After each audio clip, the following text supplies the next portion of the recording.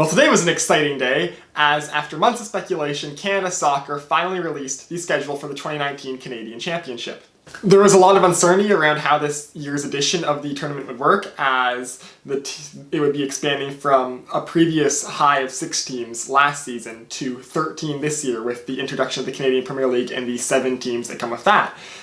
And also, with the Canadian Premier League being a second Division 1 league on the pyramid, there was a lot of questions about how this sorting would get done. And the way they've done it is very interesting. So last year, we had 2 qualifying rounds, obviously, where the winners of League One Ontario and the Quebec Premier League played in a home-and-home matchup, and then the winner of that played Ottawa Fury in a home-and-home matchup, and then the winner of that moved on to the semifinals to join the 3 MLS teams.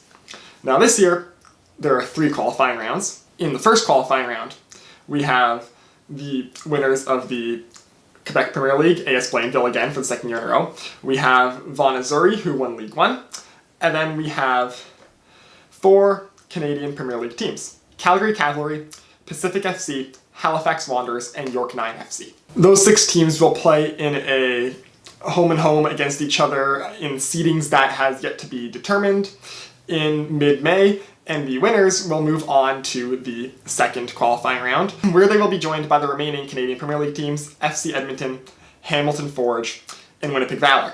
Now again, similar format where the 6 teams in this round will play home-and-home series in mid-June, and again the seeding is not known yet, so the seeding will be determined later and we'll know who's playing who. That'll probably come after it's been determined who won the first qualifying round, and then the winner of those rounds will go on to the 3rd qualifying round, where they will be joined by 3 more teams: Ottawa Fury and 2 MLS teams, Montreal Impact and Vancouver Whitecaps. And then same deal, this time in mid-July, they'll play home-and-home matchups, with the 3 winners going on to join Toronto FC in the semifinals.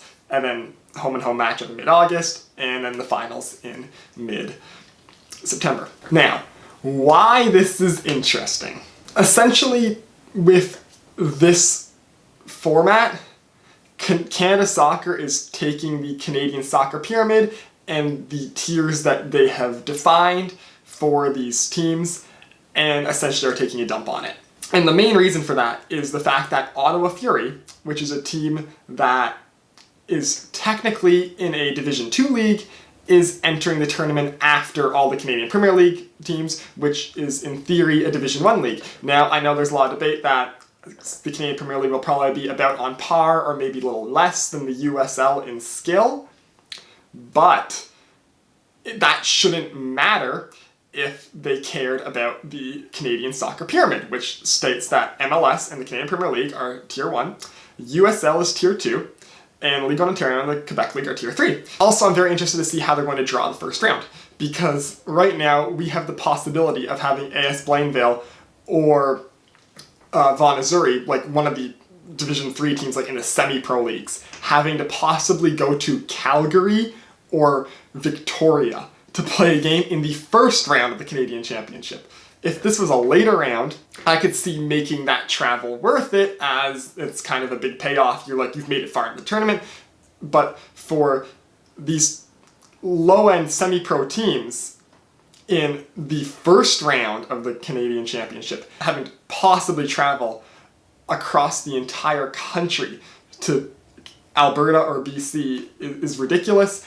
Hopefully the seeding will be done so that Vaughan Azzurri plays York 9 and Blainville plays Halifax, so they get a little closer matchups. But then you have the problem of 2 Canadian Premier League teams are going to have to play each other in the first round, and the other 2 Canadian Premier League teams in the first round play League One Ontario and Quebec Premier League teams. That's a 2 spot on the pyramid jump.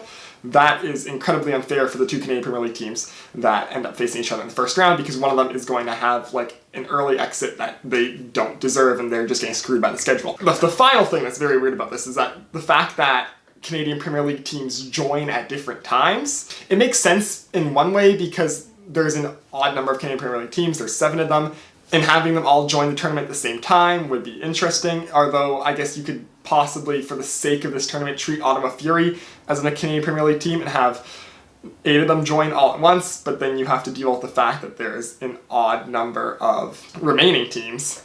And like honestly, right now the numbers of teams in Canada Soccer isn't very cohesive to this. The only way I could see this being fixed is if they let U.S. development team leagues like Calgary Foothills and the Thunder Bay team, I forget what they're called, join the tournament. And then I think maybe then you have enough teams to get up to 16, and that would be a beautiful number for a tournament.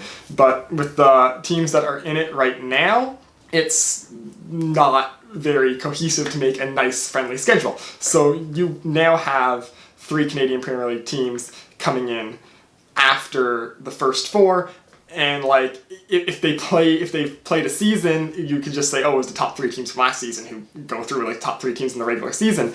But because they haven't played a season, the reasons why they chose Hamilton, Edmonton, and Winnipeg is because Edmonton's played in a Canadian Championship before, back when they played in NASL. Hamilton and Winnipeg were the first 2 registered Canadian Premier League teams, so they get in, and that's the 3 that gets the early jump. So what do I like about this? The one thing that I think is beneficial about this format is that it almost guarantees that a Canadian Premier League team will play against an MLS team, which those are the 2 top-tier leagues in the country. That should be fun. It'll be incredibly fun to see a Canadian Premier League team go against an MLS team, just to see the measuring stick as to where the Canadian Premier League is in their first season.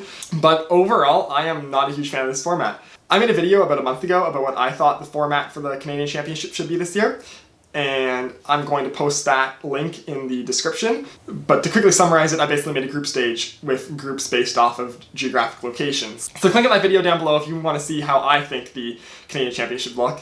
And if you want to hear more about MLS, the Canadian Premier League, and Canada Soccer in the future, make sure to like and subscribe.